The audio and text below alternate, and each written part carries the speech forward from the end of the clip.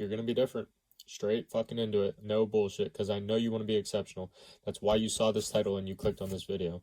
You're not going to be able to fit in and be exceptional at the same time. Both have different levels of discomfort to it.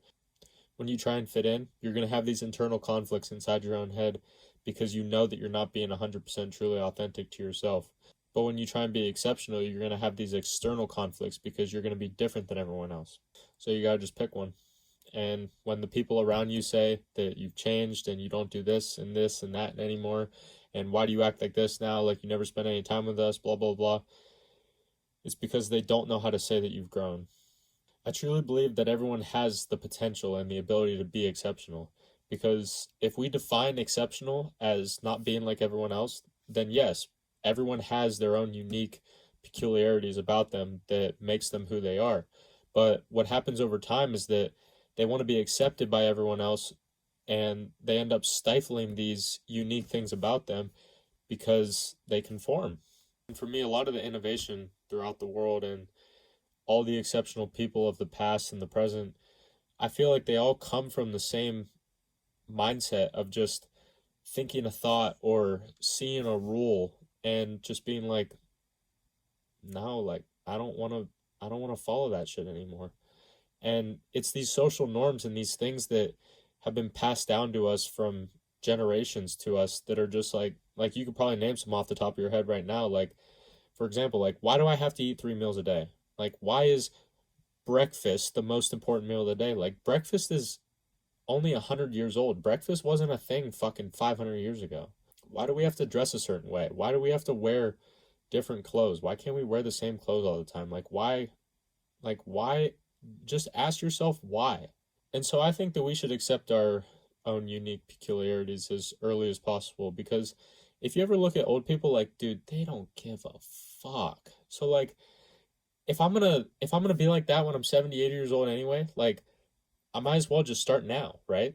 But the catch that comes with this is that there's a lot of difficult conversations you're going to have with the people in your circle, because these people, they're going to have an anchor of who you used to be when you were conforming and when you were people pleasing and when you were trying to be accepted by everyone else. And they're going to keep trying to put you back into this box. So for me, like at family gatherings now, like, you know how it goes. Like the grandmas bring the cookies and your aunt brings the cake or whatever and all this shit. But if you don't eat like that anymore and you don't eat that type of shit anymore, they're going to almost start like attacking you. They're going to be like, oh, come on, why not? It's just one cookie. It's not going to kill you. Like, come on, you always used to eat these, blah, blah, blah. And it goes back to what I said before about when people say that you've changed, it's because they don't know how to tell you that you've grown. And on top of that, the circle that's around them in their own personal lives, there's so few people that have actually grown. And it's like, it's not that they're bad people. It's just simply that they don't even know it. Like, they're just ignorant of the fact, because so few people nowadays actually grow and actually make changes in their life. And it blows me away too, like the amount of people, especially younger people that I see, that they want to be exceptional, but they also want to be normal at the same time. And you're probably like, what the fuck? So I'm going to explain this to you. They talk about this big thing that they envision for themselves in the future, like how much money they're going to make, like where they're going to live, the type of house that they're going to have, the type of car that they're going to drive, whatever. But then they go and do what everyone else does. And you can't do that. Like, you literally cannot do what everyone else does and get what no one else has.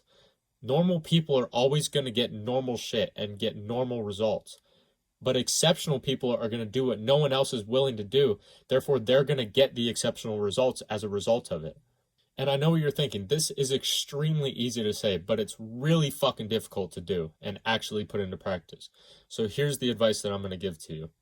For me personally, in my circumstance, I was so much more miserable trying to make everyone else around me happy compared to now, with some of those people being unhappy with me and me living truly authentic to myself. So it really just boils down to, who do you want to live for? Do you want to live for them, or do you want to live for yourself? Do you want to hate yourself and have them like you, or like yourself and have them hate you? But don't think everyone's going to hate you, because like as you grow and as you evolve, you're going to meet people that are going to like that version of you. like the version of you that you like as well. So I just want to put that out there, like you're not going to be lonely forever. For the longest time in my teens and in my early 20s, like, well, I guess I still am in my early 20s. I'm 23.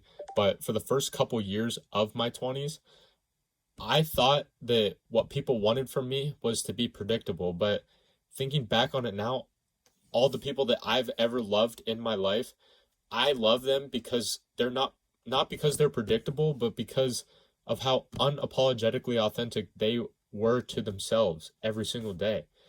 And I think the thing that people fear the most when it comes to being themselves and thinking a thought or thinking of a rule and everyone else thinks it's this and says it's this, but you say that it's that, I think the main thing that they fear is the rejection that comes behind it. Like people think that they're going to die when they get rejected, but I think that the more you can get used to that rejection and accept the fact of rejection and realize that you're still going to be alive and nothing really changes on the back end of rejection, then I think that's when your life will really change and that's when you're going to become exceptional.